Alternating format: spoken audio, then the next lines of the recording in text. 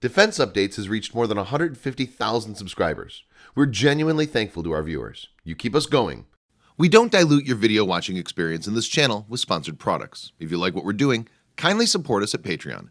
www.patreon.com/Defense Updates.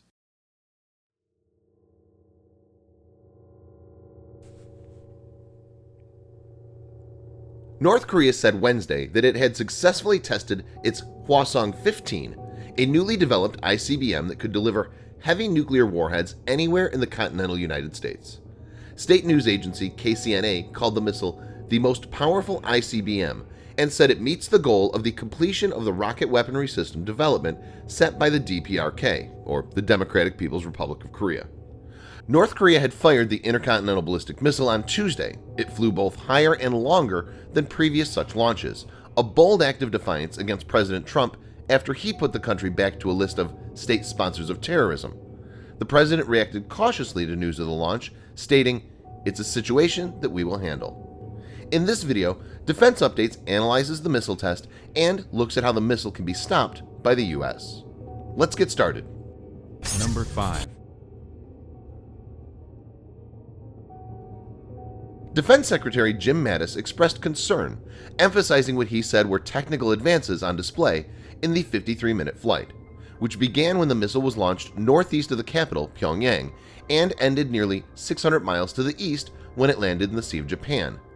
"It went higher, frankly, than any previous shot they've taken," Mr. Mattis said in the White House, where he was taking part in a budget meeting with the president and Republican congressional leaders.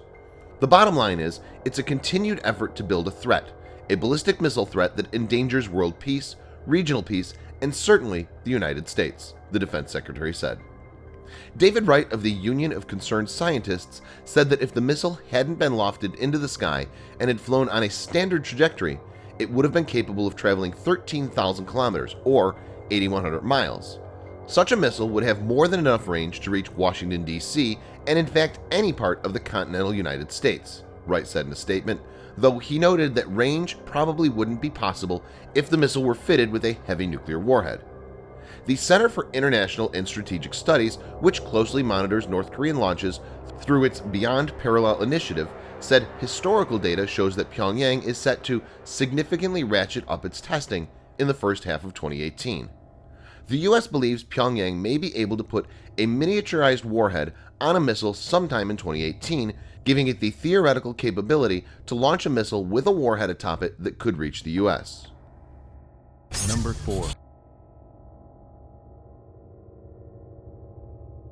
North Korea has launched missiles at an unprecedented rate in 2017, testing 2 in July that also demonstrated intercontinental range.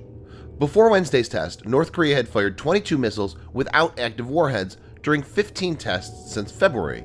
U.S. defense and intelligence officials had been growing increasingly puzzled as to why Kim had not tested a ballistic missile since September. Few analysts have stated that tough stand taken by U.S. may have been the factor which made Kim not to order a test. This test signifies that military displays, sanctions, or threats are not deterring North Korea. Number 3.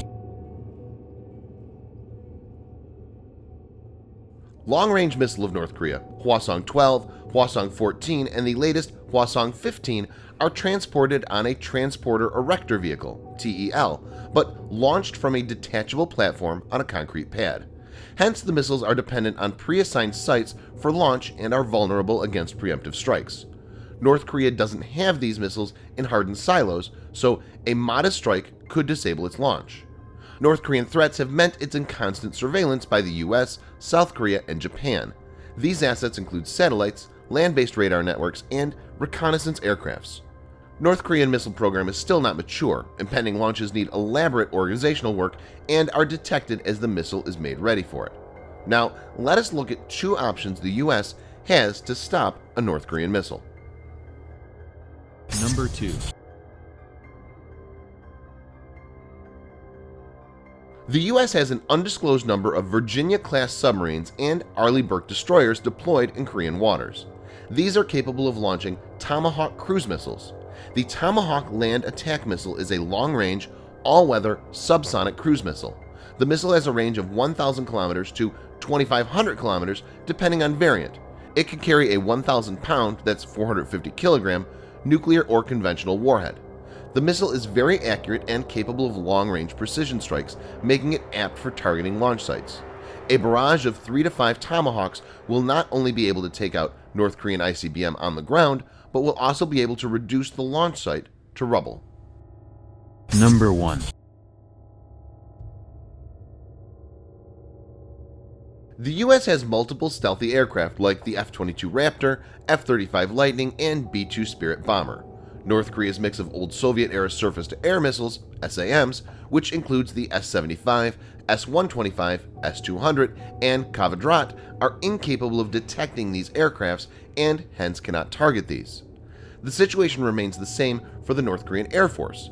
The overwhelming majority of Pyongyang's fighter jet arsenal is made up of 1950s and 1960s vintage machines, which even includes Chinese derivatives of very old fighters like the MiG-17 and MiG-19.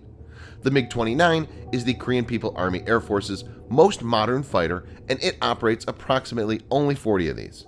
These are 4th-generation fighters, and their radars can't detect the stealthy aircrafts. The US has a lot of options in arming its stealthy aircrafts. These can carry air-to-surface weapons such as bombs with Joint Direct Attack Munition (JDAM) guidance and the small-diameter bomb. A typical bombing raid by these aircrafts will be more than enough to take out the missile in the launch pad itself. Thanks for watching. Subscribe for more videos like this. Hit the like button if you find the video interesting, and kindly provide your feedback in the comment section. This will help us improve.